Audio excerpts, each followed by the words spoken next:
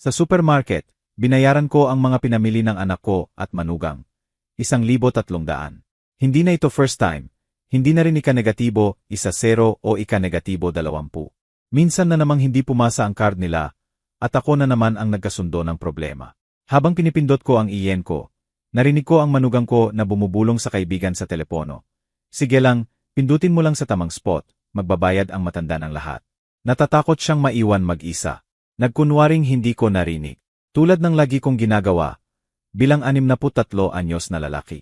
Natuto kang magkunwari na hindi nakikita, hindi naririnig, hindi nakakaramdam, dahil mas masakit aminin na ginagamit ka ng sarili mong anak kaysa sa suntok sa mukha. Dahil ang pag-amin na 40 taon ng sakripisyo bilang ama ay naging walking credit card lang pala, ay parang kutsilyo na tumatago sa dibdib habang palabas ng supermarket. Bitbit ang mga supot. Habang sila naglalakad sa unahan, nag-uusap tungkol sa bakasyon sa Boracay. Isang bakasyon na hindi ako inimbita, pero malamang ako pa rin ang mag-finance. Isang matandang babae, mga 70 anyos, na hindi ko pa nakikilala, lumapit sa akin. May ganong discreet na paraan siya ng isang taong gustong magsabi ng mahalagang bagay nang hindi nakakaagaw pansin. Yung controlled na urgency ng taong alam na kaaway ng lahat ang oras. Pasensya na po sa abala.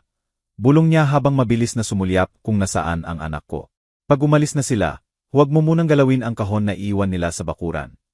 Pero pag siguradong hindi na sila babalik ngayon, tingnan mo. Dapat mong malaman, di ba? Nerbiyos akong natawa. Yung tawa ng lalaki na ayaw aminin na nalilito. Ete, mukhang nagkamali po kayo ng tao. Nakatira ako sa Blue House sa tapat ninyo. Nakikita ko ang marami. Alam ko, 40 taon kang nagtrabaho sa pabrika ng bakal. Alam ko, namatay ang misis mo 3 years ago. At alam ko, hindi mo deserve ang ginagawa sa'yo. Inabot niya sa akin ang maliit na papel na nakatupi. Ako si Lola Francisca. Kung gusto mong makipag-usap sa taong nakakaunawa, kumatok ka lang sa pinto ko. Kahit anong oras. Itinago ko ang papel sa bulsa nang hindi ko pa rin naiintindihan. Nawala si Lola Francisca sa gitna ng mga sasakyan, sa parking lot na parang hindi siya umiral. Parang multo na sinugo para gisingin ako sa masamang panaginip na tumagal ng mga taon. Pag-uwi ko, si Rafael at si Cynthia, mabilis na nagibaba ng pinamili. Nag-usat tungkol sa urgent commitments na laging lumalabas pag malapit sila sa akin. Tatay, may iniwan kaming gamit sa bakuran para sunduin mamaya.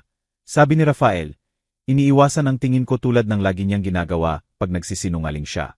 Huwag mo munang galawin. Importante yon, documents ni Cynthia, trabaho-related. At andun na naman ako, mag-isa sa bahay na ipinatayo ko sa sarili kong kamay. Sa kusina kung saan si Maria ang gumagawa ng kape, tuwing umaga sa loob ng 35 taon. Naramdaman ko ulit yung familiar na bigat sa dibdib. Yung bigat ng taong nagtrabaho buong buhay para igalang. Pero natuklasan na hindi automatikong dumarating ang respeto sa sakripisyo. Yung bigat ng lalaki na nagpalaki ng anak na akala niya lalaking ginagawa. Pero natuklasan na nagbigay lang pala siya ng pera sa estranghero. May mga katahimikan ng ama na mas mabigat pa sa sigaw. Yung katahimikan ng bakanteng bahay pag-alis ng anak. Yung katahimikan ng teleponong hindi tumutunog tuwing linggo. Yung katahimikan ng hapag na para sa isa lang. At may partikular na katahimikan ng ama na ginagamit. Yung katahimikan ng taong alam na ginagamit siya. Pero walang tapang na harapin dahil natatakot mawala kahit yung konting pamilya na natira. Ng gabing yon, nakahiga sa kama na lalong lumalaki bawat araw. Naramdaman ko yung hapdi sa lalamunan na alam ng lahat ng lalaki. Pero kakaunti ang umaamin. Yung hapdi ng taong lumunok ng luha nang matagal na nakalimutan na kung paano bumaba. Yung hapdi ng taong nagtrabaho, 60 oras kada linggo sa loob ng dekada, para mabigyan ng magandang buhay ang anak. At ngayon natuklasan na ang tanging maganda sa buhay ng anak, ay ang bank account ng tatay. May partikular na pag-iisa ng lalaki na lumikha ng mga anak na naging estranghero pagkatapos. Yung pag-iisa ng taong nagtrabaho, 40 taon akala niya pamilya ang binubuo. Pero natuklasan na in defense lang ang pinopondo. Yung pag-iisa ng taong nagturo ng values. Pero ang tanging value na natira ay ang halaga ng pera niya. Kinabukasan, pagbukas ko ng pinto sa likod para didiligan ang mga halaman na sobrang mahal ni Maria. Yung mga sunflower na sinasabi niyang nagpapaalala sa akin dahil laging hinahabol ang liwanag, halos mahimatay ako sa nakita ko. May kahon ng karton sa bakuran. Pero hindi basta kahon. Bukas ito, ang takip itinapon sa gilid. Parang sinadya na makita ko ang laman. Para may nagdesisyon na deserve kong malaman ang totoo, kahit masakit. Ang unang mga larawan ay nagpapauga sa akin. Si Rafael sa mga lugar na hindi ko kilala. Nakamamahaling damit na hindi ko pa nakita. Nagmamaneho ng mga sasakyan na hindi yung lumang multicab na sinasabi niyang kaya lang niyang panatilihin. May mga litrato sila ni Cynthia sa mamahaling restaurant, sa bakasyon sa Boracay, sa Cebu, sa mga lugar na pangarap ko ring puntahan. Pero wala akong pera noon dahil lagi ko silang tinutulungan. Sa lahat ng litrato, nakangiti sila. Malapad. Tunay na ngiti ng taong talagang natutuwa. Ngiti na matagal ko nang hindi nakikita pagkasama ko sila. Pagkasama ko, lagi silang may itsura ng taong nagdurusa sa bigat. Nagpapatupad ng obligasyon. Nagpapanggap ng pagmamahal para mapanatili ang pinagkukunan ng pera. Pero ang sumira talaga sa akin ay yung folder na may bank statements, account na hindi ko alam, savings na wala akong kalam-alam, at mga halaga. Diyos ko, mga halaga na nagpapakita ng monthly deposits na 15,000 hanggang 20,000. Pera na pumapasok bawat buwan, habang humihingi siya sa akin ng utang na 300 para sa grocery, 500 para sa repair ng sasakyan. May mga sakit na nilulunok ng lalaki sa loob ng taon, hanggang isang araw, hindi na kaya ng lalamunan. Ilang ama ang nararamdaman sa sarili na ang dekada ng sakripisyo ay mas mababa pa sa pansamantalang kapritsyo. Ilang lalaki tulad ko ang natutuklasan na ang pagiging mabuting provider ay hindi garantiya kahit isang hapunan sa Father's Day. Gaano katagal kaya ng lalaki pag natuklasan na tanga siya sa sariling bahay? Kung naramdaman mo na ang buong buhay ng trabaho bilang ama ay mas mababa pa sa kapritsyo ng anak, manatili ka hanggang dulo ng kwentong ito. Dahil ang nangyari pagkatapos ng umagang yon ay nagturo sa akin na ang lalaki ay nawawalan lang ng dignidad kapag tinanggap na maging bangko, hindi ama. Mag-subscribe sa channel para hindi mo makaligtaan ang mga susunod na kwento. Maraming ama diyan na kailangang makinig nito. Bago magpatuloy, kung gusto mo ang mga totoong kwento tulad nito, mga istorya na nagpapakita na hindi pa huli para bumawi ang lalaki ng sariling halaga, mag-subscribe at i-on ang notification bell. Dahil dito hindi kwento ng biktima ang sinasabi ko, kundi kwento ng mga lalaking nagdesisyon na kumilos. Ako si Alberto. 63 anyos na ako at kailangan kong balikan ng kaunti ang nakaraan para maintindihan mo kung paano ako nakarating sa sandaling yon sa bakuran.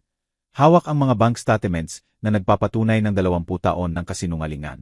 Dahil ang kwentong ito ay magpapaisip sa maraming ama kung ano ang tinatanggap nila sa ngalan ng pag-ibig pamilya. Sa loob ng 41 taon, nagtrabaho ako bilang machine operator sa pabrika ng bakal sa Valenzuela. Gumigising ako ng alas -5:30. 30 ng umaga mula pa noong 22 anyos ako. Mga kamay na kalyo na hindi na nagmukhang malambot kahit weekends. Likod na sumasakit hanggang ngayon dahil sa pagbubuhat ng mga piyesa na mas mabigat pa sa akin. Uniforme lagi malinis dahil pinipilit ni Maria na lumabas ako ng bahay na maayos. Dahil ang disenteng trabaho ay may karapatang magmukhang disenteng, sabi niya. Hindi ako absent kahit isang araw dahil sa katamaran. Sa 41 taon, absent ako ng eksaktong 17 beses. 9 noong ipinanganak si Rafael at naospital dahil sa pneumonia. 4 noong nagka-cancer si Maria at kailangan ng chemo. 3 noong namatay ang tatay ko at inayos ko ang libing. At 1 noong nabali ang 2 daliri ko sa makina pero bumalik ako kinabukasan na may plaster pa ang kamay. Hindi ko tinanggihan ang overtime kung kailangan. Sabado, Linggo, holiday, madaling araw. Pag tumunog ang telepono, pupunta ako. Dahil kailangan ni Rafael ng private school. Pagkatapos high school, college, kasal, sariling bahay, mas magandang sasakyan, laging may iba pa. Hindi ako nagsabi ng hindi kung kailangan ng pamilya. Nang gustong mag-aral ni Rafael ng business administration sa mahal na private school, nag-overtime ako ng 2 taon para mabayaran. Nang gustong magbakasal siya sa party na 300 bisita, ibinenta ko ang sasakyan na binili ko para kay Maria at bumalik kami sa DAIP sa loob ng 3 taon. Nang gustong bumili ng sariling bahay, refinance ko ang bahay ko para mabigyan siya ng down payment.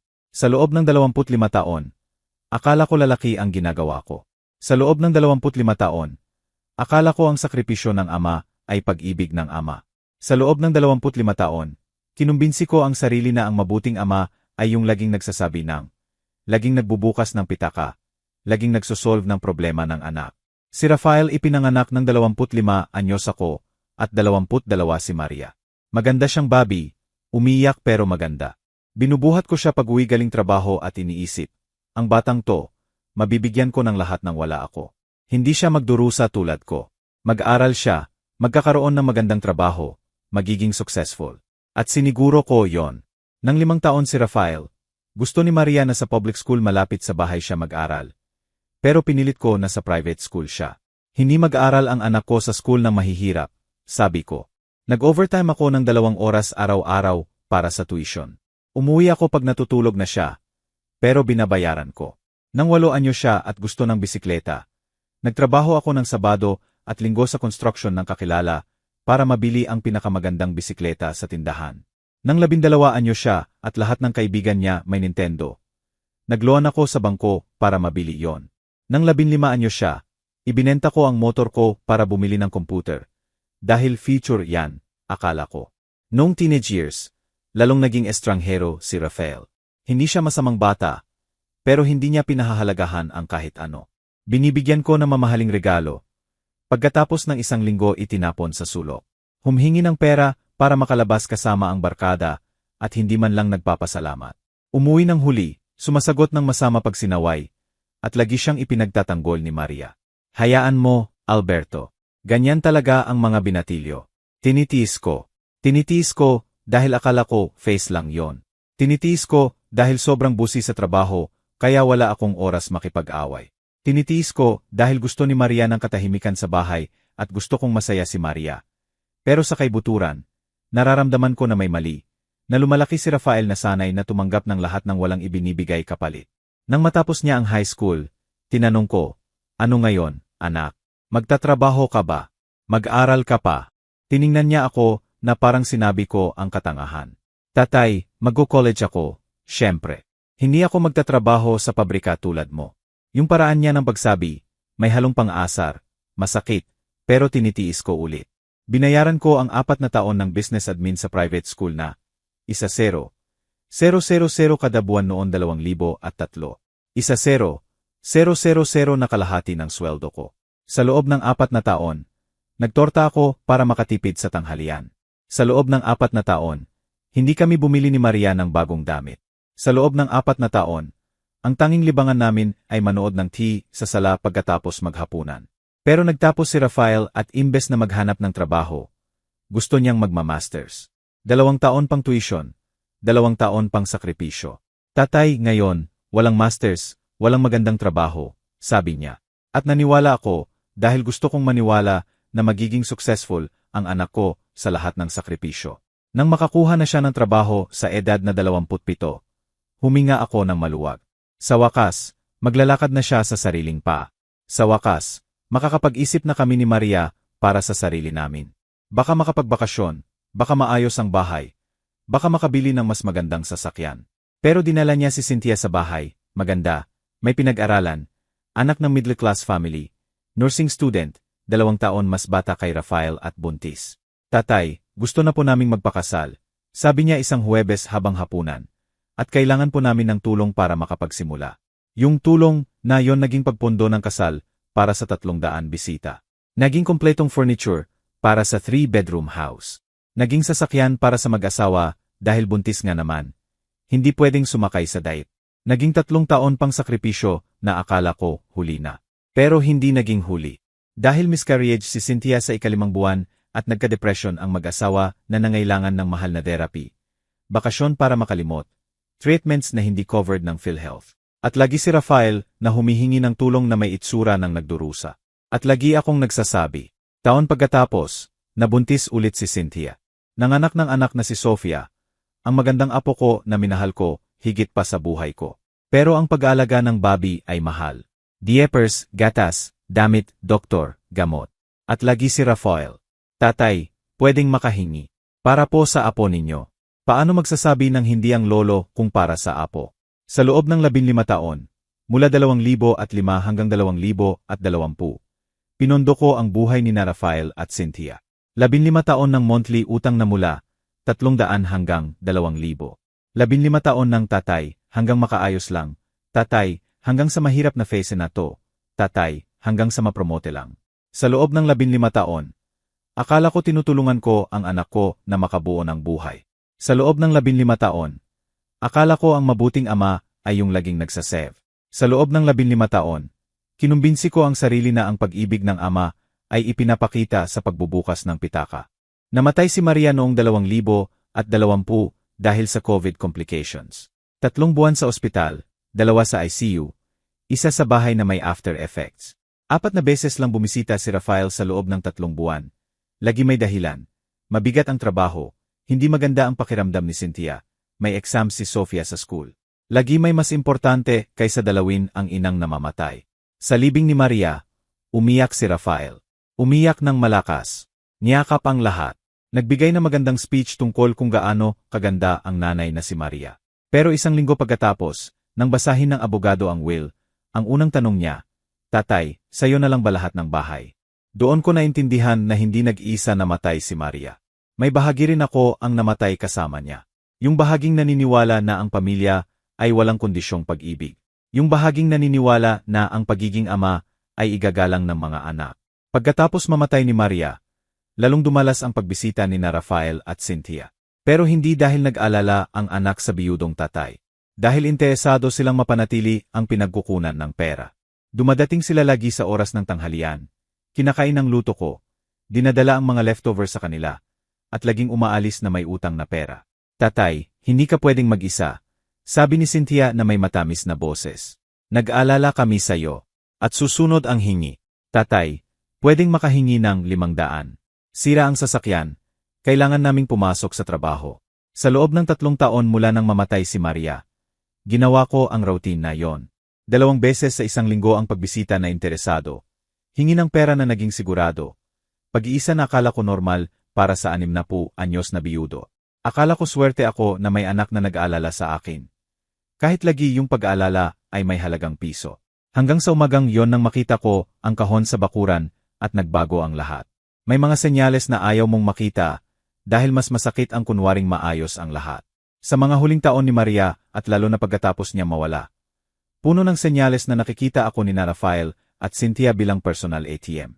Pero pinili kong hindi makita dahil ang pag-amin na ang sariling anak ay nakikita kang tanga na magagamit ay sakit na walang ama ang handa.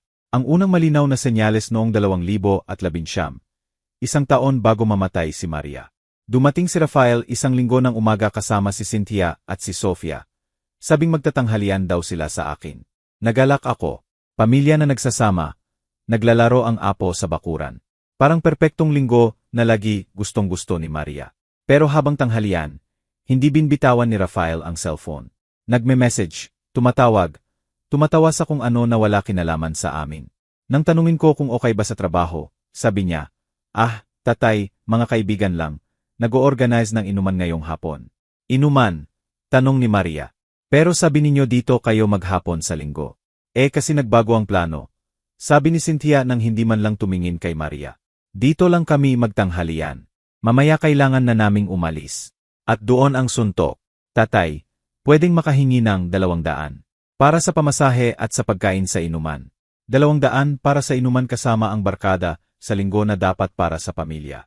200 para iwan ang tatay at nanay mag-isa pagkatapos ng 15 minutong bisita. 200 para ipondo ang saya na hindi kami kasali." Binigay ko. Siyempre binigay ko.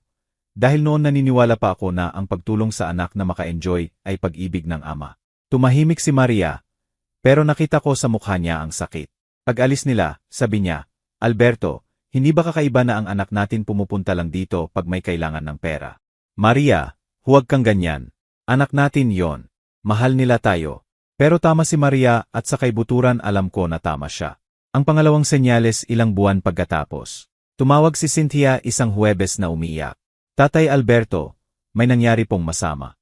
Dinala ni Rafael ang sasakyan sa mekaniko at sinabing 1,000 ang gastos. Wala po kaming ganong pera. 1,000, higit pa sa pensyon ko. Pero anak ko, para sa trabaho niya ang sasakyan, at umiyak si Cynthia sa telepono. "Huwag kang mag-alala, anak. Bukas pupunta ako sa bangko at ayusin ko." Nagloan ako sa bangko. 12,000 kasama ang interes na babayaran sa loob ng 8 buwan. Kinabukasan, dumating si Rafael para kunin ang pera. Dumating siya na nagmamaneho ng sasakyang sinasabing sira. Nang tanungin ko kung bakit siya nakapagmaneho kung nasa mekaniko ang sasakyan, napautal siya. Tatay, hiniram lang namin yung isa habang inaayos ang sa amin." Pagkatapos ng 2 araw, dumaan ako sa mekanikong binanggit niya. Tinanong ko kung kumusta ang sasakyan. Tiningnan ako ng mekaniko na nalilito. Sir, wala pong gray multicab na inaayos dito. Wala ring sasakyan sa pangalan ni Rafael. Hindi ako makatulog ng gabing yon. Si Maria rin. Nagkahiga kami sa kama, bawat isa sa kanyang gilid. Alam na nagsinungaling ang anak para makakuha ng pera. Pero wala sa amin ang tapang na pag-usapan. Dahil minsan masyadong mabigat ang totoo para sabihin ng malakas. Ang pangatlong senyales ang pinakamasakit. 3 buwan bago mamatay si Maria. Nang mahina na siya dahil sa unang sintomas ng COVID na hindi pa namin alam. Nagnegatibo 7th birthday si Sofia at may party sa bahay ni Rafael. Dumating kami ni Maria na excited. Dala namin ang hiling na regalo ni Sofia. Isang Barbie na nagkakahalaga ng 1,500. Pagpasok namin, maganda ang party. Mamahaling dekorasyon, punong-puno ang mesa, maraming tao. Nakaayos na nakamamahaling damit sina Rafael at Cynthia. Sa buong party, hindi kami kinwentuhan ng 5 minuto. Nakaupo kami sa sulok, kumakain ng dala ni Sofia. Nanonood sa anak naming naglalakad sa gitna ng kaibigan na parang ibang tao.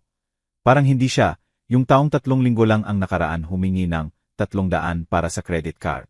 Sa dulo ng party, habang nasa CR si Maria, narinig ko si Cynthia na nakikipag-usap sa kaibigan. 30,000 halos ang gastos ng party na to, pero sulit. Deserve ni Sofia ang lahat ng maganda. 30,000 sa birthday ng bata. 30,000 na pwedeng galing sa bulsa nila. Pero galing sa akin. Kasama ang lahat ng utang sa mga nakaraang buwan. Pag-uwi sa kotse, tahimik si Maria. Pagdating sa bahay, umupo siya sa kama at tiningnan ako ng pagod na mata. Alberto, sa tingin mo ba may nagawa tayong mali sa pagpapalaki natin sa anak? Unang beses sa 25 taon ng kasal namin na tinanong ni Maria ang paraan ng pagpapalaki namin kay Rafael. Unang beses na inamin niya ng malakas na may mali. At masakit. Masakit dahil alam kong tama siya. Pero masakit din dahil ibig sabihin, ang mga magulang na naging kami sa loob ng 25 taon ay baka hindi tama. Hindi ko na alam, Maria. Hindi ko na talaga alam. Pagkatapos mamatay ni Maria, dumami ang senyales. Pero ako sobrang nag-iisa at naliligaw na binigyan ko ng meaning na pagmamahal. Nagsimulang dumating sina Rafael at Cynthia 2 beses sa linggo. Lagi may dala, cake, ulam, prutas. Tatay, nag-alala kami sa iyo mag-isa, sabi ni Cynthia. Pero par-pareho ang routine. Dumating, tanungin kung kumusta, kumain. Tingnan ni Cynthia ang mga gamit sa bahay na parang nag-i-inventory. At lagi, sa oras ng pag-alis, ang hingi. Tatay, pwedeng 400. Tumaas ang tuition ni Sofia at wala pa kaming pera hanggang next pay. O tatay, sira ulit ang sasakyan. Kailangan ng 500 sa mekaniko. Hindi kami pwedeng walang sasakyan. Lagi akong nagbibigay, lagi, dahil pagkatapos mamatay ni Maria. Ang 2 oras na yon bawat linggo ang tanging pagkakataon na naramdaman kong parte ako ng pamilya. Kahit binabayaran ko para maramdaman na parte ako ng pamilya, mas mabuti na yon kaysa wala. Ang pinakmalinaw na senyales dumating 6 na buwan pagkatapos mamatay ni Maria. Dumating si Rafael isang Lunes ng hapon, mag-isa, sabing kailangan niyang makipag-usap tungkol sa seryosong bagay. Tatay, nag-uusap kami ni Cynthia. Sa tingin namin, delikado para sa iyo na mag-isa sa ganitong kalaking bahay. May tono siyang nag-alala, pero naramdaman ko na may iba sa likod. Delikado, anak. Ay, tatay, baka bigla kang maospital. Baka may pumasok na magnanakaw. Baka madulas ka at walang makatulong. Nag-iisip kami, baka ibenta mo na tong bahay at bumili ng maliit na kondo. Mas praktikal para sa iyo. Ang bahay na ipinatayo ko brick by brick, sa mga libreng oras sa loob ng 10 taon. Ang bahay kung saan nagtanim si Maria ng bawat bulaklak sa hardin. Ang bahay kung saan lumaki si Rafael. Kung saan ginawa namin ang lahat ng magagandang alaala ng pamilya. At ano ang mangyayari sa pera ng pagbebenta? Tanong ko. Parte para sa kondo, at parte, parte pwedeng sa akin para i-invest. Hindi ka naman po marunong sa ganyan, tatay. Ako na bahala. Doon may nag-click sa utak ko. Hindi si Rafael nag-alala sa kaligtasan ko. Nag-alala siya sa mana ko. Gusto niyang maagaw ang tanging yaman ko bago pa ako mamatay. Pag-iisipan ko, anak. Huwag matagal, tatay. Habang tumatagal, bumababa ang value ng bahay. Bahay na natapos kong bayaran 3 taon bago. Bahay na hindi bumababa ang value, tumataas pa. Bahay na gusto niyang ibenta para maabot sa kamay niya ang pera. Ng gabing yon naintindihan ko na wala na akong anak. May usyurero akong kamag-anak. Pero ang pinakamasakit na senyales, dumating ilang linggo pagkatapos. Isang linggo na dapat espesyal. Father's Day yon at naghihintay ako na dumating si Rafael. Nagluto ako ng masarap, nilinis ang bahay, naghanda ng magandang polo. Akala ko baka gumawa si Sofia ng card. Baka magdala sila ng simpleng regalo. Baka makapaglinggo kami bilang pamilya na naalala si Maria. Tumawag si Rafael 2:00 ng hapon. Tatay, hindi po kami makakapunta ngayon. May almusal kami sa parents ni na Cynthia. Pero love ka namin ha. Happy Father's Day. Parents ni Cynthia na mayayaman, may-ari ng bautike, kaya magbayad ng almusal sa mamahaling restaurant. Parents ni Cynthia na hindi nangangailangan ng utang bawat buwan para mabuhay. Ginugol ko ang Father's Day mag-isa, kinakain ng pagkain niluto para sa 3, nanonood ng TV. Pinipilit na huwag isipin na pinili ng anak kong kumain kasama ang mga taong makakapagbigay sa kanya ng mas maraming advantage. Pinipilit na huwag isipin na pinapalitan na nila ako sa buhay nila ng mas useful na tao. Kapag ang ama ay tinalikuran ng sariling dugo, ang peklat ay tumatago sa henerasyon.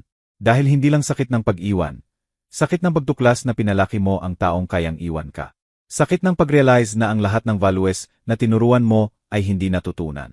Sakit ng pag-amin na nabigo ka bilang ama, at ang anak na, na nagbigay ng disappointment, ay baka eksakto ang anak na deserve mo. Ng linggong yon, mag-isa sa bakanteng bahay, nagsimula akong maintindihan na kailangan kong itigil ang pagkukunwari na maayos ang lahat. Nagsimula akong maintindihan na ang tunay na pag-ibig ng ama ay baka ang pagtigil sa pagpapadali ng pag-ugali na sumasakit sa atin. Nagsimula akong maintindihan na ginagamit nila ako, at ang pagpayag na magamit ay hindi pag-ibig, kahinaan yon. Pero matagal pa bago ako nagkaroon ng tapang na gawin ang dapat gawin. Dahil minsan ang totoo ay mas nakakatakot kaysa kasinungalingan at minsan mas pinipili ng lalaki na maging biktima kaysa maging ganap na nag-iisa. Hanggang dumating ang umagang yon sa bakuran. Ang umaga ng kahon. Ang umaga na nagbabago ng lahat. Ang pinakamasakit sa 63 anyos na lalaki ay hindi ang pagtuklas na ginagamit siya, kundi ang pagtuklas na matagal na siyang ginagamit kaya naging routine na. Na naging predictable na tanga na kahit ang sariling anak ay may mental list ng mga weak points niya. Sa loob ng 2 taon at kalahati mula nang mamatay si Maria, nabuhay ako sa routine ng exploitation na nagpapanggap bilang pag-ibig pamilya. Ginawa ni na Rafael at Cynthia ang relasyon namin bilang family business kung saan ako ang tanging empleyado na libre ang trabaho at saka pa nagbabayad para makapagtrabaho. Simple at efficient ang strategy nila. Dumating sa bahay 2 beses sa linggo. Lagi kasama si Sofia. Dahil alam nilang natutunaw ako pag nakikita ko ang apo. Nagdadala si Cynthia ng ulam. Tinatanong ni Rafael kung kumusta ang kalusugan ko, at gumagawa sila ng family atmosphere na puno ng pagmamahal sa loob lang ng 1 oras. Pagkatapos, ang suntok, lagi sa oras ng pag-alis.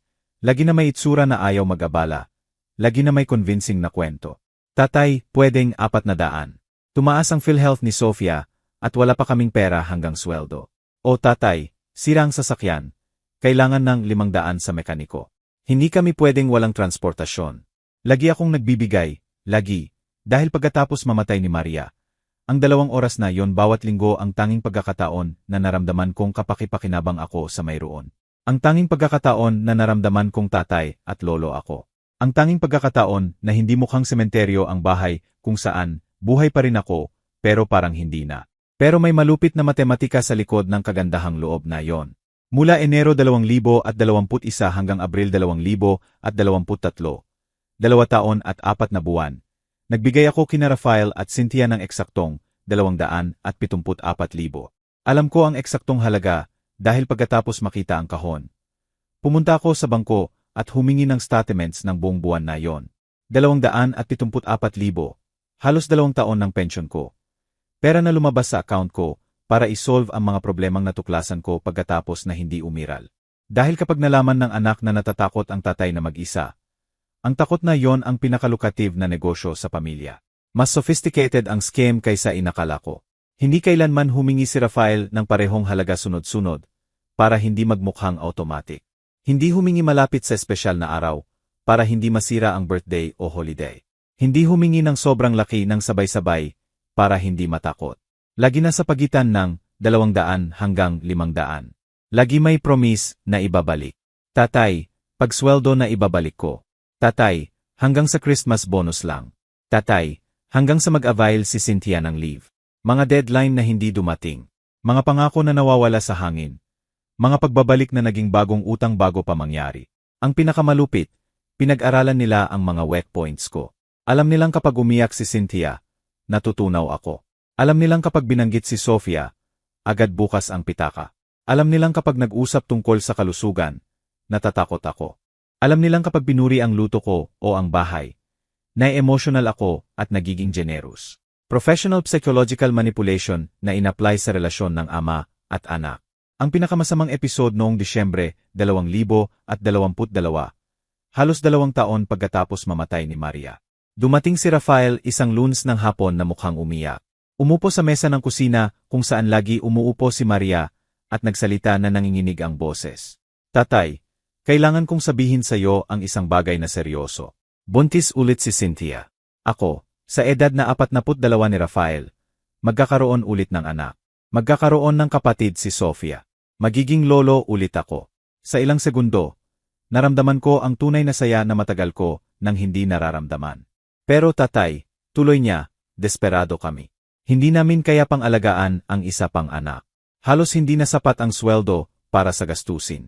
Nag-iisip kami na huwag na lang ituloy ang baby. Aborto. Ang anak ko, pinag-uusapan ang pagpapalaglag ng apo ko. Ayaw naming gawin yon, tatay. Pero sobrang hirap ng sitwasyon. Ang tanging paraan para maituloy namin, to ay kung may tutulong sa amin na maging stable financially. Ginagamit niya ang magiging apo ko para i-extort ang pera. Gumagamit siya ng Bobby na hindi pa umiiral para i-blackmail ako emotionally. Pinipilit niya ang sitwasyon kung saan ako ang magbabayad ng malaking halaga o ako ang magiging responsible sa kamatayan ng sarili kong apo. Magkano ang kailangan ninyo? Tanong ko na nanginginig ang boses. 50,000, tatay, para mabayaran ang utang at makapag-ayos kami para sa Bobby. Para mabigyan natin ng magandang buhay ang bata. 50,000. Ang pinakamalaking halagang hiniling niya sa akin. 50,000 na wala ako sa savings. Pero makukuha ko sa pamamagitan ng pagluan sa bangko gamit ang bahay bilang collateral. Tatay, alam kong malaki ito, pero para ito sa kaligtasan ng apo mo. Para mabigyan natin siya ng desenteng buhay. At nangangako talaga na ibabalik ko, to sa monthly installments simula sa susunod na taon. Nagloan ako. Siyempre nagloan ako. Ginamit ko ang bahay bilang seguridad para pahiramin ang anak ko ng 50,000 para palakihin ang apo ko. 50,000 na naging monthly payment na. 4,700 sa loob ng 12 buwan. 4,700 na kakainin ang 1/3 ng pensyon ko sa loob ng 1 taon. 3 buwan pagkatapos, Marso 2023, miscarriage ulit si Cynthia. Tumawag si Rafael na umiiyak. Sabi niya sobrang sakit, hindi maipaliwanag ng doktor kung bakit. Sira ang loob nila. Nagluksa ako sa pagkamatay ng apo na tinulungan kong isave. Umiyak ako para kina Rafael at Cynthia na nagdurusa. Nag-alok ako ng suporta, pagmamahal, kahit ano para malagpasan ang lungkot. Hindi ko naisip noon na baka hindi umiral ang Bobby. Hindi ko naisip na baka imbento lang ang pregnancy para makakuha ng 50,000. Hindi ko naisip na kayang gamitin ng anak ko ang kamatayan ng hindi umiral na bata para i-extort ang sariling ama. Hanggang sa umagang nakita ko ang kahon, nang makita ko ang mga litrato ni Rafael at Cynthia sa Boracay eksakto sa buwan na buntis daw si Cynthia. Nang makita ko ang bank statements na nagpapakita na noong Disyembre 2022 ay may higit 150,000 sila sa account. Nang makita ko ang medical record ni Cynthia na nagpapakita na nagpatubal ligation siya noong 2019 at hindi na siya mabubuntis ulit. 50,000 para isave ang Bobby na hindi umiral mula sa mag-asawang hindi naman nahirapan. May partikular na pag-iisa ng lalaki na ginagamit ng pinakamamahal. Yung pag-iisa ng pagtuklas na ang kabutihan mo ay naging katangahan. Yung pag-iisa ng pagrealize na ang kagandahang loob mo ay naging kahinaan. Yung pag-iisa ng pag-unawa na ang mga taong handa kang protektahan ng buhay mo ay sila mismo ang sumisira sa iyo. At may partikular na kahihiyan na matandang lalaki na niloloko ng sariling anak na matanda na rin. Yung kahihiyan ng pagtrabaho ng 40 taon para igalang at pagtuklas na kahit ang sariling dugo ay hindi iginagalang. Yung kahihiyan ng pagpalaki ng taong akala mo binubuo ang karakter, pero natuklasan na pinondo mo lang ang kasamaan. Sa loob ng 2 taon at kalahati ng systematic exploitation, nabuhay ako sa bubble ng denyal na nagpapahintulot sa akin na gumana. Gumigising ako araw-araw ng alas negatibo, 6 kahit retired na dahil 40 taon ng routine, ay hindi madaling mamatay. Gumagawa ako ng kape, para sa isa, at nagkukunwaring maayos ang lahat. Kumakain ng tanghalian, habang nanonood ng tea, at nagkukunwaring hindi nag-uusap mag-isa. Kumakain ng hapunan sa katahimikan, at nagkukunwaring hindi ako pinapatay ng katahimikan sa loob. 2 beses sa linggo, pag dumating sina Rafael at Cynthia, nabubuhay ulit ako. Sa loob ng 2 oras, tatay at lolo ulit ako. Sa loob ng 2 oras, may boses, tawa, galaw ang bahay. Sa loob ng 2 oras, naramdaman kong kapakipakinabang ako sa mayroon. Ang presyo ng 2 oras na yon ay average na 4,000 bawat linggo. 4,000 para maramdaman na minamahal. 4,000 para hindi mamatay sa pag-iisa. 4,000 para maniwala na may pamilya pa rin ako. Pinakamahal na negosyo sa buhay ko. Pero akala ko sulit. Ang pinakamahirap tanggapin ay mas kilala nila ang routine ko kaysa sa akin mismo. Alam nilang tuwing linggo ng hapon, lalong malungkot ako.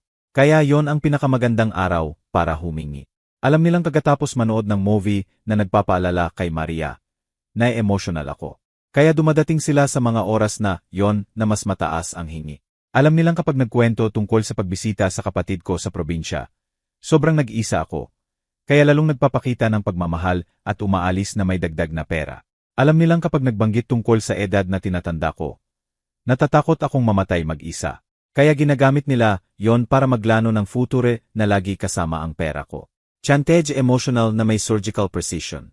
At pinayagan ko lahat yon dahil natatakot ako. Takot na maging ganap na nag-iisa. Takot na mamatay na walang makakaalam. Takot na makalimutan. Takot na aminin na baka nabigo ako bilang ama. Takot na tanggapin na ang 40 taon ng sakripisyo ay naging anak na nakikita akong walking wallet. May partikular na duwag ng lalaki na mas pinipili na maging ginagamit kaysa mag-isa. Yung duwag ng taong nagtrabaho buong buhay para maging malakas. Pero sa pagtanda natuklasan na marupok pala. Yung duwag ng taong nagtayo ng identity sa pagiging provider. Pero ngayon wala nang maibigay kundi pera. Ilang lalaki sa edad ko ang nabubuhay sa sitwasyong to. Ilang ama ang nagbabayad para maramdaman na minamahal ng sariling anak. Ilang lolo ang bim-blackmail sa ngalan ng mabuti ng pamilya. Ilang sa atin ang natutuklasan na ang pagtanda ay edad ng exploitation. Sa umagang yon, hawak ang mga papeles na nagpapatunay ng taon ng kasinungalingan. Naintindihan ko na dumating na ang oras para pumili. Manatiling ginagamit na ama o magsimulang maging lalaking iginagalang. Kahit ibig sabihin yon ay mag-isa magpakailanman. Ang parehong lalaki na nagbuhat sa balikat ng anak noon ay ngayon walang matapakan. Dahil ang pagtuklas na pinalaki mo ang taong nakikita kang tanga ay pagkawala ng lupa sa paa na walang edad ang naghahanda para harapin.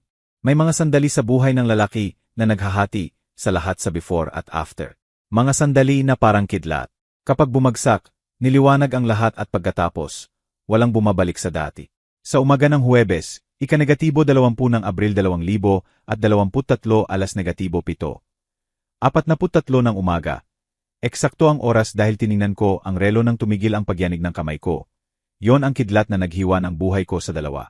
Before, Alberto, 63 anyos na ama, retired, biyudo, nagpopondo sa kawalang pasalamat ng sariling anak dahil natatakot mag-isa.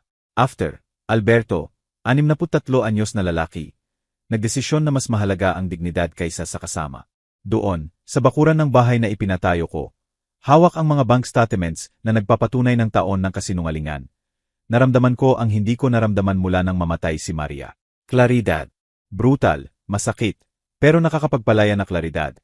Na parang 3 taon akong nabuhay na may emotional katarak at biglang may naglinis ng paningin ko. Ang una kong naintindihan, higit pa sa ginamit ako, pinag-aralan ako. Sina Rafael at Cynthia hindi lang oportunista. Sila ay professional strategists ng family manipulation. Pinagmap nila ang bawat kahinaan ko, bawat emotional vulnerability, bawat buton na kailangang pindutin para mabuksan ko ang pitaka. Ang pagmamahal na ipinapakita nila ay trabaho, ang pagbisita ay business meeting, ang pagpapakita ng pagmamahal ay investment sa customer relationship, at ako ang pinakamadaling customer na umiral. Nag-isang lalaki na may pera at takot na iwan. Pero ang pangalawang naintindihan ko ay mas mahalaga. Ako ang nagpayag niyon. Sa loob ng taon, pinili kong maniwala sa halatang kasinungalingan dahil mas nakakatakot ang totoo kaysa ilusyon. Nagkunwari akong hindi nakikita ang malinaw na senyales dahil ang pagkita ay nangangahulugang kailangang kumilos. Ako ang kasabwat sa sariling kahihiyan at kung pinayagan ko, pwede ko ring itigil. Sa umagang yon, Unang beses mula nang mamatay si Maria, naramdaman ko ulit na lalaki ako. Hindi ama, hindi lolo, hindi biyudo, lalaki. Lalaking nagtayo ng buhay sa sariling kamay. Nagtrabaho 40 taon nang hindi humingi ng tulong kahit kanino. Nagpalaki ng anak, inilibing ang asawa at nakatayo pa rin. Lalaking deserve ng respeto at magdedemand ng respeto. Dumating ang galit pagkatapos ng klaridad.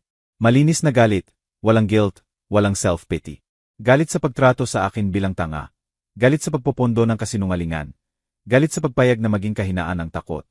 Pero higit sa lahat galit sa pag-aaksaya ng 3 taon ng buhay ko bilang multo ng sarili ko. 63 anyos ay edad para sa maraming bagay. Pero hindi para maging biktima. Pumasok ako sa bahay at umupo sa mesa ng kusina kung saan umiinom ng kape, si Maria, tuwing umaga sa loob ng 35 taon. Kumuha ako ng papel at ballpen at nagsimulang gumawa ng inventory ng sitwasyon ko. Hindi emotional inventory. Alam ko nang sira iyon. Practical, strategic inventory ng lalaking nagdesisyon na kikilos. Una, financial inventory. Pension mula sa SSS na 20,400. Bahay na bayad na, tinatayang 1.8 milyon ang value. Savings na 160,000. Natira pagkatapos ng 2 taon ng utang kay Rafael. 2 sasakyan, ang 2015 multicab na gamit ko, at ang 2012 sedan na dating kay Maria at nakaparada sa garahe. Kabuwang assets, humigit kumulang 2 milyon. Hindi maliit para sa retired factory worker. Resulta yon ng 40 taon ng honest work, disciplined saving, at simple living. Sapat para mabuhay ng may dignidad hanggang mamatay. Basta itigil ko na ang pagmaintain ng adult child na tiyantagista. Pangalawa, family inventory. Anak na nakikita akong useful idiot. Manugang na nakikita akong ATM na may feelings. Apo na 8 anyos na minahal ko higit sa buhay. Pero natututo sa magulang na normal ang magsamantala sa lolo. Wala na akong iba. Ang kapatid ko nasa probinsya. Nag-uusap kami sa Pasko.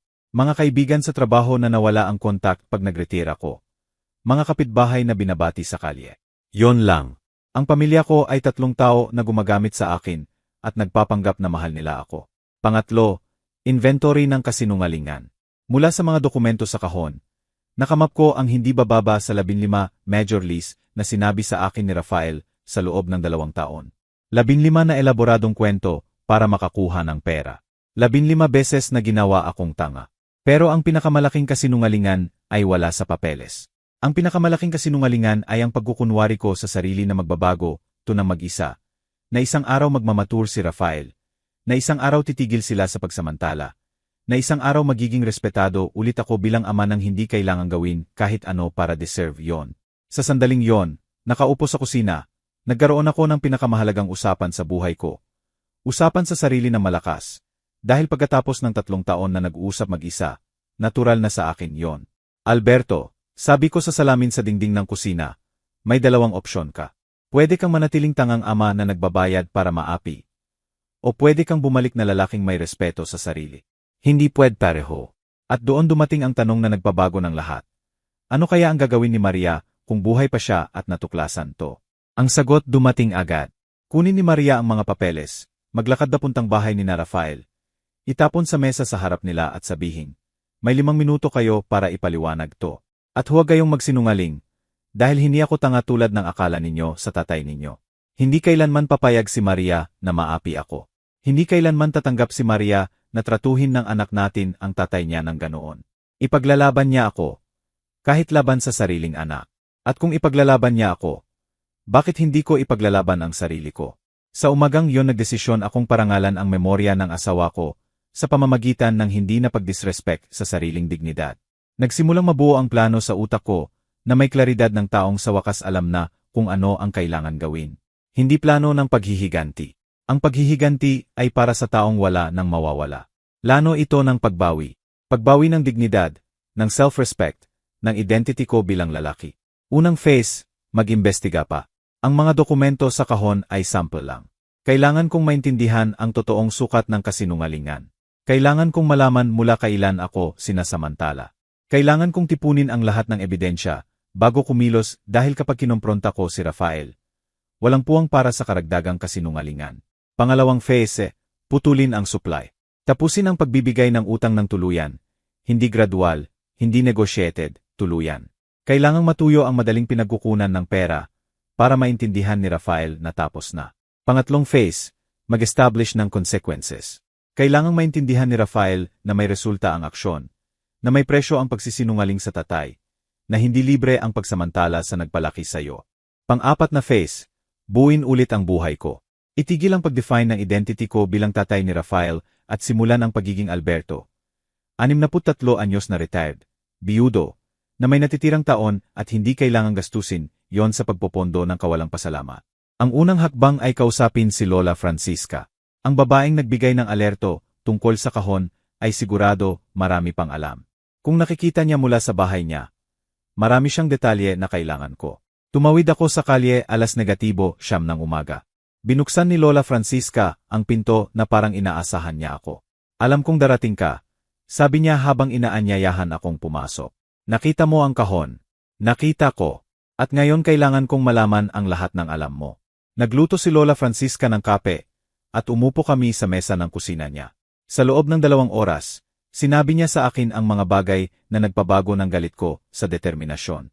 Alam niyang may account si Rafael sa ibang bangko, hindi sa bangko ko.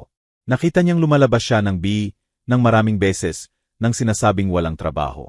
Alam niyang may iba si Cynthia na sasakyan. Hindi yung lumang multicab na dala nila sa bahay ko. Nakita niyang dumating si Cynthia na nagmamaneho ng bagong silver SUV. Alam niyang madalas silang magbakasyon. Nakita niyang umaalis sila ng madilim pa na may maleta. Lagi pagkatapos humingi ng pera sa akin noong nakaraang linggo. Alam niyang narenovete ang bahay nila. Kamakailan nakita niya ang mga mason, pintor, delivery ng furniture. At alam niya ang pinakamahalaga. Pinag-usapan nila ako ng may pang-asar. Narinig niya ng maraming beses na sinasabi sa kapitbahay kung gaano kadali makakuha ng pera sa akin. Ang matanda sobrang tanga, sabi ni Cynthia sa isang kapitbahay. Kailangan lang umiyak ng konti, bubukas ang pitaka. Bakit hindi mo agad sinabi sa akin to? Tanong ko. Dahil kailangang matuklasan ng lalaki ang ilang bagay mag-isa. Kung sinabi ko sa iyo noon, isipin mong imbento ko lang. Idepensa mo pa sila at magpapatuloy ka sa pagiging ginagamit. Pero ngayon na nakita mo sa sariling mata, tiningnan ako ni Lola Francisca nang may karunungan ng 80 taon. Ngayon pwede ka nang kumilos. Umuwi ako na may mas detalyadong plano. Ginugol ko ang buong hapon sa pag-organisa ng dokumento, pagkukwenta, paghahanda ng lupa. Tinawagan ko ang bangko at humingi ng copies ng statements sa loob ng 3 taon. Tinawagan ko ang isang abogado na inirekomenda. Tinawagan ko ang kapatid ko sa probinsya at ikinuwento ang lahat. Alberto, sabi ng kapatid ko, 3 taon na ang nakaraan umiyak ka sa telepono dahil mag-isa ka. Ngayon parang ibang tao ka na. Ano ang nangyari? Itinigil ko ang pagkukunwari na maayos ang lahat. Ang gabing yon, unang beses sa 3 taon, nakatulog ako ng mahimbing. Natulog ako ng tulog ng lalaking sa wakas alam na kung ano ang gagawin. Natulog ako ng tulog ng taong tumigil sa pagiging biktima at nagdesisyon na maging protagonist ulit ng sariling buhay. Kinabukasan, Biyernes ng umaga, sinimulan ko ang pagpapatupad ng plano. Ang ilang tulay pag nasunog ay hindi na kailangang itayo ulit. Kahit tinulungan mo itong itayo. Dahil minsan ang pagsisimula ulit ay nangangahulugan ng pag-iwan kahit sa mga minahal mo. Una kong ginawa Biyernes ng umaga ay tawagan si Rafael. Mahinahon, normal na tono, parang ordinaryong usapan ng tatay at anak. Magandang umaga, anak. Pwede bang pumunta kayo ni Cynthia dito sa bahay sa linggo ng hapon? May importante akong pag-usapan. Sige po, tatay. May problema ba? Wala. Mabuti pa nga ako ngayon kaysa dati. May mga family matters lang tayong kailangang pag-usapan. Anong klaseng usapan, tatay? Sa linggo ninyo malalaman. Mga alas negatibo, 3 siguro. Sige po. Sasama po si Sofia. Hindi. This time adults only. Pinutol ko ang tawag ng walang karagdagang detalye. Kiyo si Rafael, halata. Pero problema niya yon. 3 taon akong sumasagot sa lahat ng tanong. Nagpapaliwanag sa lahat ng desisyon. Nag-justify sa lahat ng gastos. Ngayon siya na ang sasagot sa mga tanong. Ang weekend na yon ang pinakatahimik na weekend ko mula nang mamatay si Maria. Hindi dahil kalmado ako, kinakabahan ako, anxious, may energy ng lalaking sa wakas gagawin ang dapat matagal nang gawin. Pero productive, yung kaba. Alam kong tama ang landas. Sabado ng umaga, pumunta ako sa bangko para kunin ang mga statements na hiniling ko. 3 taon ng bank transactions, organized BY month, Bawat transfer kay Rafael na may yellow highlight. Ang total na binigay ng branch manager ay nagpapanik sa akin. 316,000 sa loob ng 2 taon at 8 buwan. Halos 32,000 bawat taon ng pensyon. Higit pa sa kumpletong renovation ng bahay, higit pa sa bagong sasakyan, higit pa sa 3 taon ng private health insurance, higit pa sa kahit anong magagawa ko para mapabuti ang sariling buhay sa mga nakaraang taon. 316,000 para ipondo ang mga kasinungalingan. Sabado ng hapon, pumunta ako sa department store para bumili ng bagong polo. Hindi dahil kailangan, kundi gusto kong magmukhang maayos para sa pinakamahalagang usapan ko sa anak ko. Gusto kong makita niya akong lalaking may respeto sa sarili. Hindi tatay na despeete sa konting atensyon. Tinulungan ako ng iyong salesman na pumili ng blue polo na bagay sa akin. Para sa espesyal na okasyon po, tanong niya. Para sa usapan na dapat matagal nang nangyari, sagot ko. Linggo ng umaga, gumising ako ng alas negatibo 6 tulad ng dati. Pero imbes na mag-isip ng problema, ginamit ko ang oras para iorganisa ang mga dokumentong ipapakita ko kay Rafael. Statements, copies ng mga litrato mula sa kahon, notes ng mga kasinungalingan na namap ko. Lahat chronological na parang police investigation. Dahil sa paraan nga naman, investigation, yon ng krimen laban sa dignidad ng ama. Alas negatibo 3 ng hapon eksakto. Dumating sina Rafael at Cynthia. Kasual ang suot, nakangiti, walang hinala. Niyakap ako ni Rafael tulad ng dati. Hinalikan ni Cynthia ang pisngi ko at pinuri ang bagong polo ko. Mukhang tunay na nagmamahal. Tulad ng dati pag may kailangan sila. Maupo kayo sa sala, sabi ko. Kukunin ko lang sa kusina. Bumalik ako na may folder na puno ng dokumento. Umupo ako sa single chair sa harap ng sofa. Inilagay ko ang folder sa center table at tiningnan sila ng diretso sa mata. Unang beses sa loob ng maraming taon nang hindi sinusubukang makisuyo. Rafael, ilang taon mo na akong itinuring na tanga. Nagulat siya sa tanong. Nakita ko ang takot sa mata niya, ang pagkalito, ang simula ng automatic na paumanhin na lagi niyang ginagawa pag nahaharap sa katotohanan. Tatay, anong tanong yan? Hindi ko po. Huwag kang magsinungaling. Tama na. Binuksan ko ang folder at kinuha ang mga bank statements. Alam ko na lahat, Rafael. Alam ko mula kailan mo ako niloloko. Alam ko kung magkano ang nakuha mo sa pagsisinungaling sa akin. Alam ko na matagal ka nang hindi nangangailangan ng financial help. Nagbago ang mukha ni Rafael. Sa loob ng 5 segundo, mula sa mapagmahal na anak hanggang sa taong nasukol. Tatay, saan niyo nakuha yan? Hindi importante yon. Ang importante, sa loob ng halos 3 taon, pumupunta kayo dito 2 beses sa linggo para magsinungaling, magmanipulete, at umalis na may pera na hindi naman kailangan. Kinuha ko ang mga litrato at isinabog sa mesa. Mga litrato ni Rafael at Cynthia sa bakasyon na hindi ko alam. Sa mamahaling kainan, nagmamaneho ng sasakyan na hindi ko pa nakita. Habang humihingi ka ng 300 para sa grocery, gumagastos kayo ng 30,000 sa bakasyon. Habang umiyak ka na nahihirapan kayo financially, may 200,000 kayo sa savings. Sinubukan ni Rafael na kunin ang mga litrato, pero pinigilan ko ang kamay niya. Huwag galawin. Manahimik ka at makinig ka lang. Unang beses sa buhay ko, nagsalita ako sa anak ko ng may buong awtoridad. Unang beses na tiningnan niya ako ng may takot imbes na nakatagong pang-asar. 316,000, sabi ko habang ipinapakita ang komputasyon ng bangko. Yan ang nakuha ninyo sa akin sa loob ng mga taon na to. 316,000 sa pagsisinungaling sa 63 anyos na lalaki na nagtrabaho buong buhay para mabigyan kayo ng magandang edukasyon. Nagsimulang umiyak si Cynthia. Hindi yung iyak ng pagsisisi, yung iyak ng nahuli.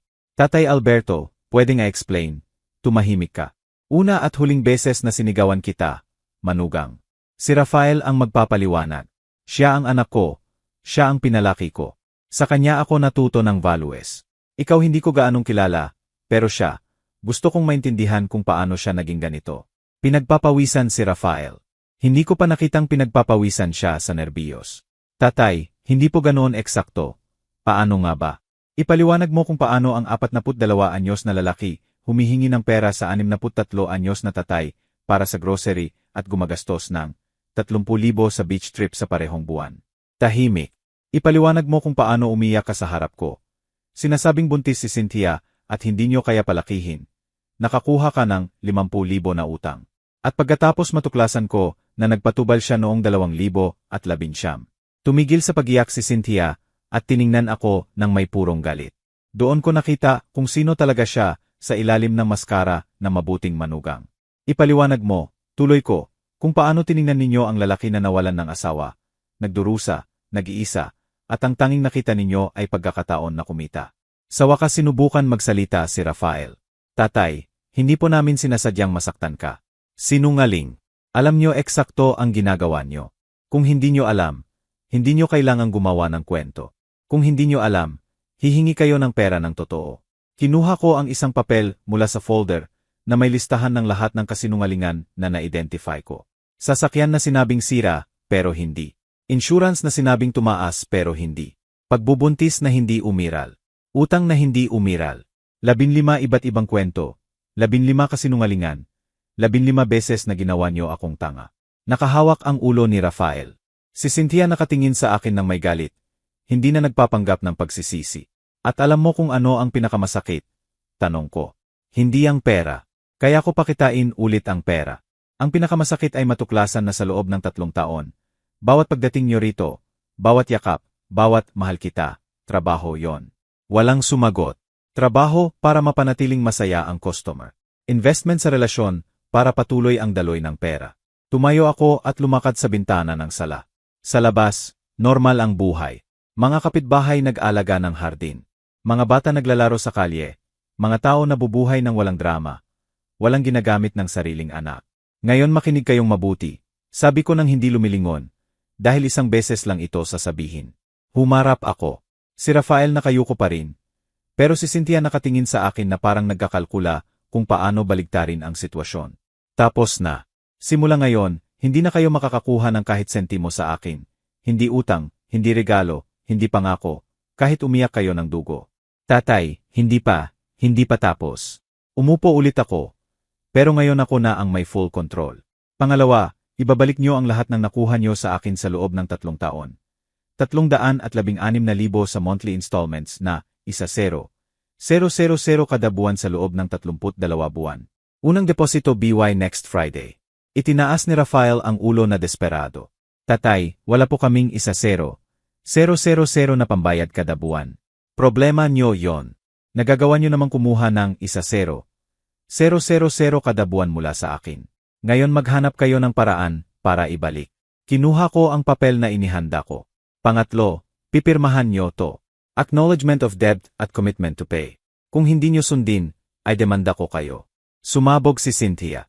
Ay dedemanda mo ang sarili mong anak. Ay dedemanda ko ang 2 adult na nagnakaw sa akin sa loob ng 3 taon. Ang katotohanang anak ko ang isa ay lalong nagpapalala sa krimen, hindi nagpapagaan. Si Rafael nanginginig. Tatay, wala po kaming pambayad ng 1,000,000 monthly. Kung ganoon, magsumikap kayo. Magtrabaho ng higit, mag-ipon. Gawin ang ginawa ko sa loob ng 40 taon para mabigyan kayo ng mga bagay na nakuha nyo sa akin sa pagsisinungaling. Inabot ko ang papel kay Rafael. Pirmahan mo. At kung hindi mo pipirmahan, hindi na kayo makakapunta rito sa bahay ko. Hindi na tayo mag-uusap, hindi na kayo umiiral sa buhay ko. At pag namatay ako, wala kayong makukuha kahit tornilyo mula sa ipinatayo ko. Ang katahimikang sumunod ang pinakamabigat sa buhay ko. Binibigyan ko ng ultimatum ang sarili kong anak. Inilalagay ko ang relasyon namin sa timbangan, kung saan sa isang gilid ang dignidad ko, at sa kabila ang pag-ibig pamilya na naramdaman ko sa kanya sa loob ng 42 taon. At unang beses sa buhay ko, mas mabigat ang dignidad ko. Kinuha ni Rafael ang papel at pumirma ng hindi binabasa. Sumunod si Cynthia na may galit na nakaukit sa mukha. Ngayon pwede na kayong umalis, sabi ko, at sa susunod na bumalik kayo rito, dala nyo ang resibo ng deposito. Lumabas sila ng bahay ko na parang 2 kriminal na nahuli sa akto. Dahil eksakto yon ang mga sila. Pagkasara ng pinto, bumagsak ako sa sofa at umiyak. Umiyak ako dahil nawala ko ang anak ko. Umiyak ako dahil nawala ang ilusyon ko ng pamilya. Umiyak ako dahil 3 taon bago ako nagkaroon ng tapang na gawin ang dapat gawin sa unang kasinungalingan. Pero umiyak din ako ng kaluwagan.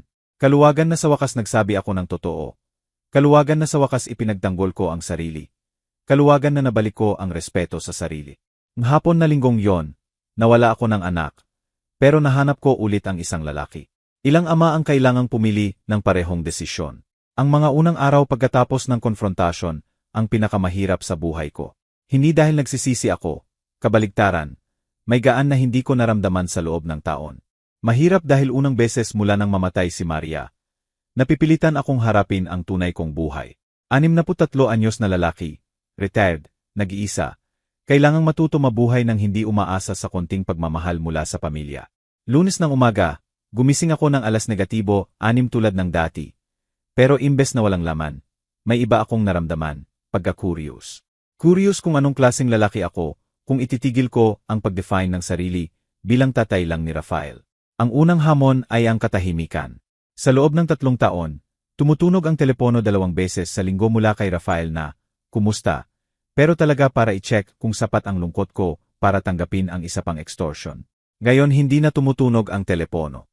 Ang unang reaksyon ay panic. Paano kung may mangyari sa akin? Paano kung kailangan ko ng tulong? Paano kung mamatay ako at walang makakaalam? Sa loob ng 40 taon, sigurado ako na kung may mangyari, nandyan si Maria. Pagkatapos mamatay ni Maria, kinumbinsi ko ang sarili na nandyan si Rafael. Ngayon malinaw na kung may mangyari sa akin, mag-isa ako. Pero pagkatapos ng panic, dumating ang hindi inaasahang diskubre. Iba ang piniling pag-iisa sa ipinataw na pag-iisa. Pag ginagamit nila ako, nag-iisa ako kahit malapit sila, dahil alam kong hindi para sa akin ang presensya nila, para sa pera ko. Ngayon na tunay na nag-iisa ako, mas kaunti ang pakiramdam na iniwan ako kaysa dati. Miraculous, tumunog ang telepono. Si Rafael. "Tatay, kailangan po namin mag-usap. Kung para sa resibo ng deposito, pwede kang pumunta. Kung para kumbinsihin ako na mali ako, isab mo ang oras natin.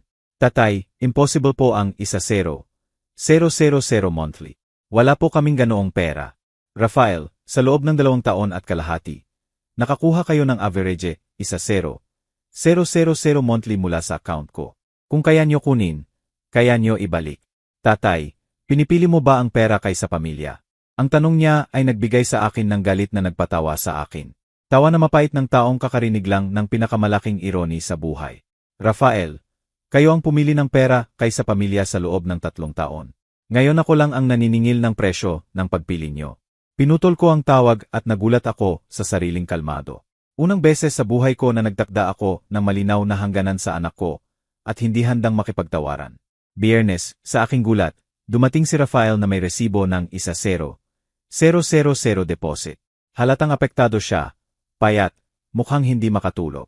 "Tapos na po," sabi niya habang inaabot ang papel. Unang bayad. Kinuha ko ang resibo, tiningnan ang detalye, at itinago sa folder kung saan inorganisa ko ang bagong relasyon namin. "Salamat. Kita tayo ulit next month. Tatay, pwedeng mag-usap tungkol sa, kung tungkol sa atin, sa pamilya, sa pag-aayos nito, tingnan mo muna ako." Tiningnan ko si Rafael at unang beses sa loob ng taon. Nakita ko ang anak ko ng tunay. Hindi ang professional manipulator na gumamit sa akin ng matagal. Hindi ang 42 anyos na umiyak ng imbentong kwento para makakuha ng pera. Nakita ko ang lalaking nalilito, takot, na baka nagsisimula ng maintindihan ang laki ng nagawa niya. "Rafael, gusto mo bang mag-usap tungkol sa pamilya? Sagutin mo to. Ilang taon mo akong pinanggugulangan na mahal mo ako para makakuha ng pera." Tumahimik siya. Dahil kailangan kong malaman yon para magdesisyon kung may natitira pa tayo na pag-uusapan. Tahimik pa rin siya saglit, pagkatapos umiyak. At unang beses sa matagal na panahon, tunay na umiyak siya. "Tatay, noong una, hindi fake. Noong una, pumupunta kami rito dahil gusto naming makasama ka. Pero pagkatapos, nakita namin na lagi kang nagbibigay pag humingi kami, kaya naging habit. Naging ugali. Nagsimulang umasa kami sa perang yon. Nagsimulang maglano na kung kulang. Pwede pumunta rito at ayusin. Ang confession na kailangan ko marinig. Hindi nito binawasan ang sakit, pero nakatulong maintindihan na kahit papaano, may panahon na nakikita pa rin niya akong tatay, hindi lang pinagkukunan ng pera. At kailan naging puro peke? Tanong ko. Nang magsimulang kalkulahin ni Cynthia kung magkano ang nakukuha natin kada buwan sa pagpunta rito. Nang sabihin niyang sobrang dali kang manipulahin. Ang lamig ni Cynthia, hindi na ako nagulat. Pero ang pagpayag ni Rafael na makita akong madaling manipulahin ay masakit pa rin. "Rafael, 42 anyos ka na, may asawa, may anak, may trabaho, may sariling buhay. Bakit ka sumali sa scam ng pagsasamantala sa 63 anyos na lalaki?" Dahil madali. Malakas na sagot. Pero narinig ko ng malinaw. Dahil lagi kang nagsasabi, dahil hindi ka nagtanong, dahil parang gusto mo talaga tumulong. At akala mo dahil gusto ko tumulong, pwede mo akong lokohin. Tatay, hindi po namin naisip na masasaktan ka. Sinungaling, Rafael. Mas matigas ang boses ko kaysa balak. Alam nyo eksakto ang ginagawa nyo. Kung hindi, hindi nyo kailangang gumawa ng kwento. Kung hindi, hihingi kayo ng totoo. Umiyak pa si Rafael ng ilang minuto sa katahimikan. Pinayagan ko siyang umiyak. Pagkatapos ng 3 taon na manipulahin, natuto ako ng defense ng iyak ng pagsisisi at iyak ng strategy. Tatay, ano po ang kailangan kong gawin para mapatawad mo ako? Nagulat ako sa tanong. Sa loob ng 3 taon, hinintay ko na magsisi siya ng kusa. Ngayon na humihingi na siya, natuklasan ko na hindi ko na alam kung sapat ba ang tawad. Rafael, madali ang tawad. Pwede kitang tawarin ngayon kung gusto mo. Ang problema hindi ang tawad, ang problema ang tiwala. Ano po ang ibig sabihin? Ibig sabihin, kahit tawarin kita sa pagsisinungaling sa loob ng 3 taon, hindi na ako makakapaniwala sa kahit anong sabihin mo.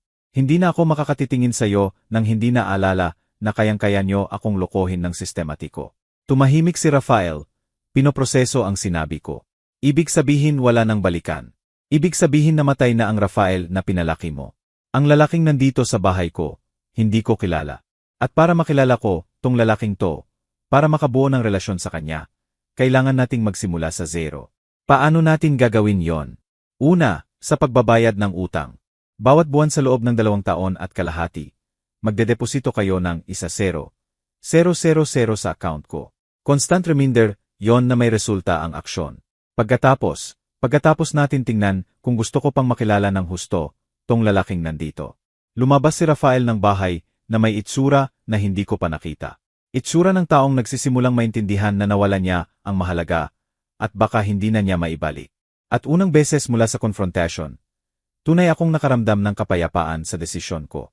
Sa mga sumunod na linggo, nagsimula akong matuklasan kung sino si Alberto bukod sa tatay ni Rafael.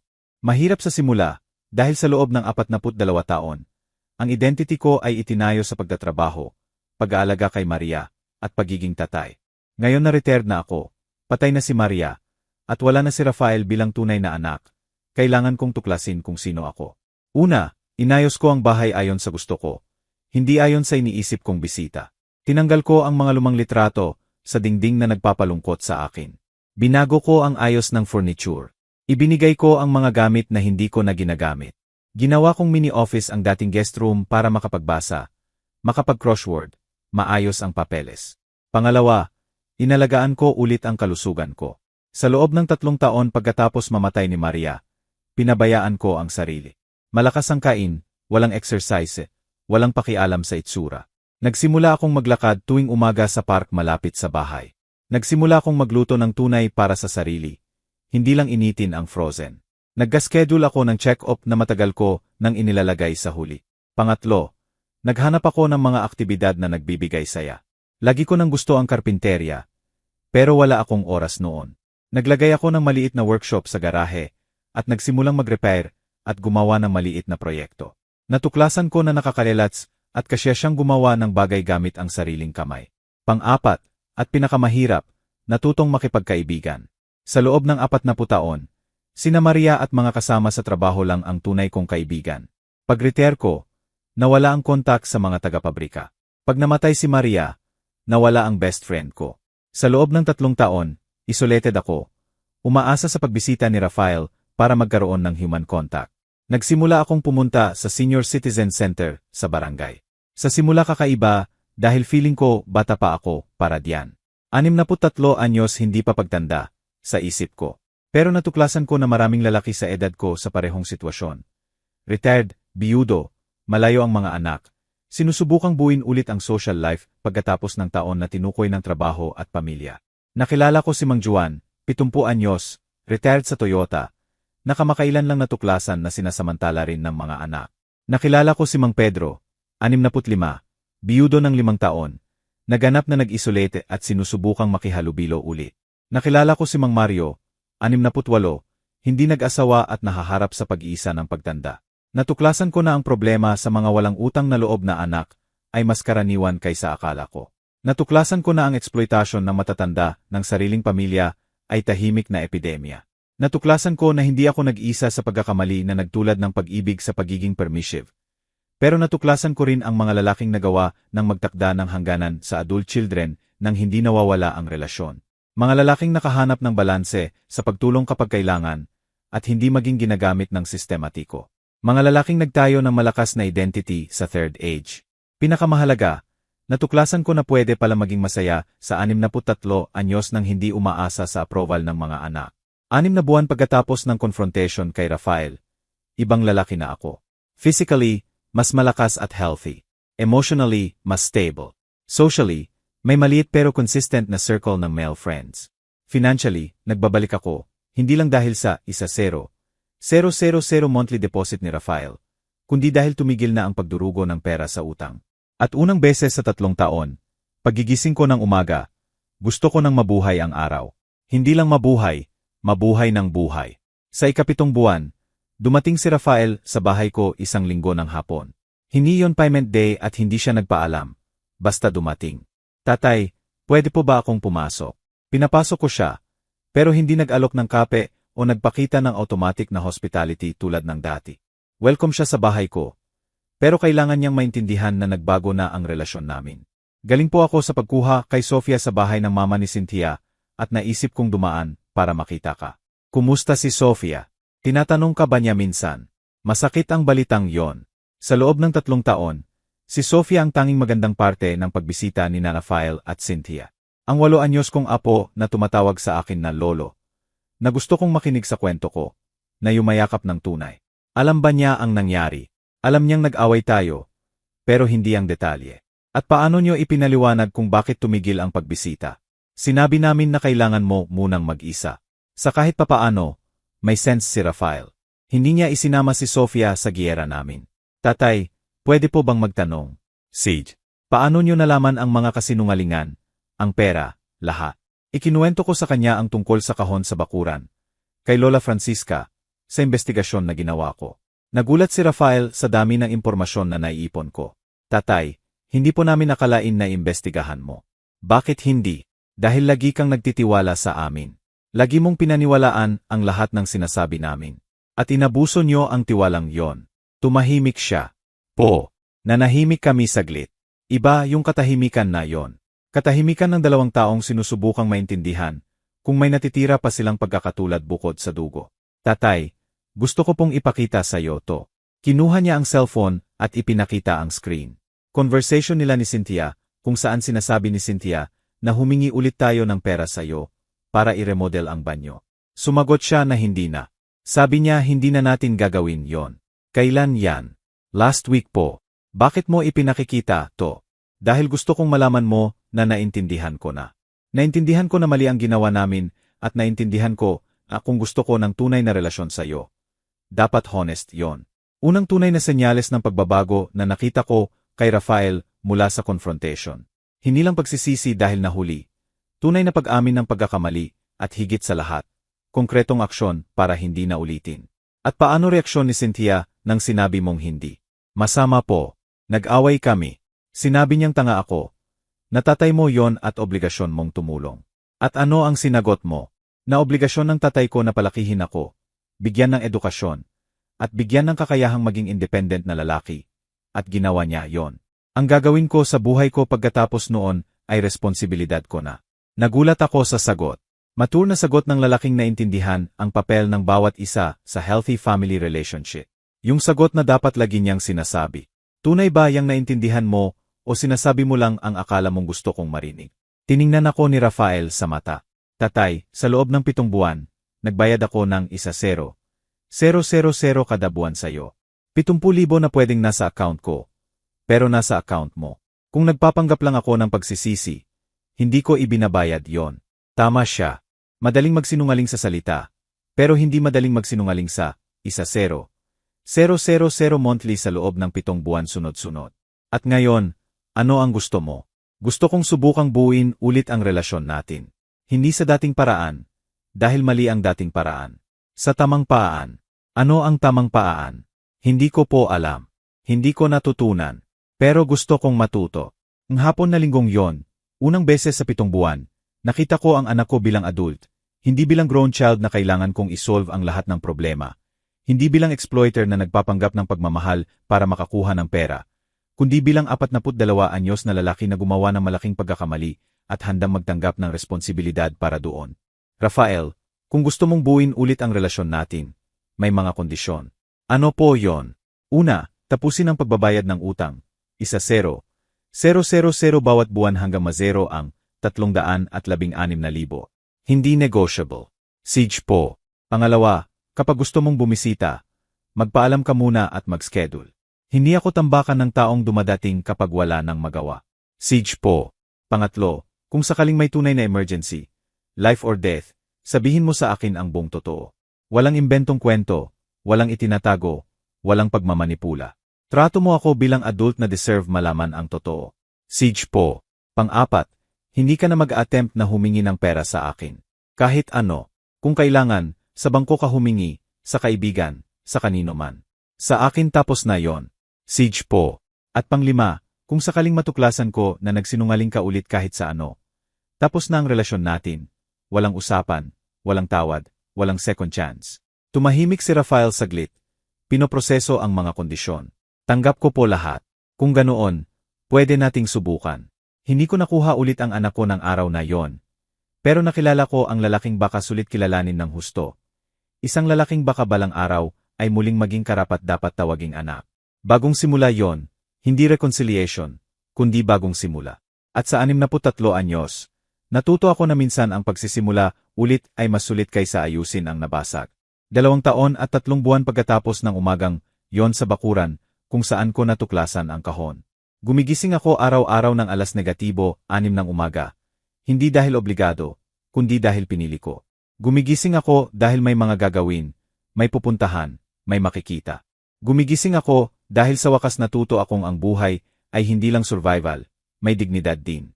Si Rafael patuloy na nagbabayad ng 1-0. 000 kada buwan ng regular. 2 taon na hindi siya nalit kahit isang beses. Mas mahalaga pa doon, 2 taon na hindi siya humingi kahit sentimo.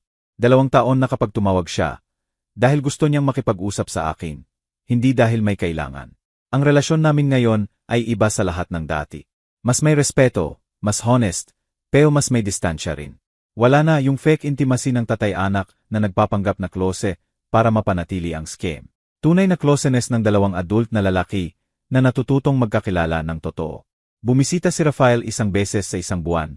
Lagi nagpapaalam muna, lagi dala si Sofia. Si Cynthia hindi na muling nakapunta sa bahay ko, at alam naming pareho ni Rafael na mas mabuti na yon. Hindi niya ako pinatawad sa pagtuklas sa scam at sa pagkuha ng consequences. Pero problema niya yon, hindi ko. Si Sofia, apo ko na ngayon 1-0 anyos.